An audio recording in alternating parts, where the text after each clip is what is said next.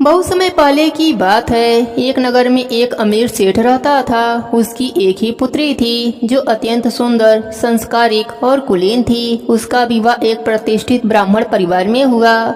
लेकिन विवाह के बाद वह स्त्री देखती है कि उसके पति का भाग्य बहुत दुर्बल है। उसके हाथ में अल्पायु का योग है और दरिद्रता भी बनी रहती है। यह देखकर नवविवाहिता स्त्री बहुत दुखी हो गई। उसने अपनी सास से इस बारे में पूछा। सास ने कहा, बेटी तुम मंगला गौरी का व्रत करो। माता गौरी सौभाग्यवती स्त्रियों की रक्षा करती हैं। बहू ने पूरी श्रद्धा और विधि पूर्वक श्रावण मास के पहले मंगलवार से मंगला गौरी व्रत करना आरंभ किया। वह प्रातः स्नान कर माता गौरी की मूर्ति बनाकर उनकी पूजा करती, दीपक जलाती, कथा सुनती और व्रत रखती। कुछ ही समय में उसके जीवन में चमत्कारिक परिवर्तन होने लगे। उसके पति का स्वास्थ्य सुधर गया, उसकी दरिद्रता समाप्त हो गई, व्यापार में लाभ होने लगे और पूरा घर सुख शांति से भर गया। कुछ समय पश्चात माता मंगला गौरी ने उस स्त्री को सपने में दर्शन दिए और कहा, बेटी तुम्हारी श्रद्धा और भक्ति से प्रसन्न होकर मैंने तुम्हारे पति के अल्पायु योग को समाप्त कर दिया है। अब तुम्हारा घर सदा सुख समृद्धि रहेगा।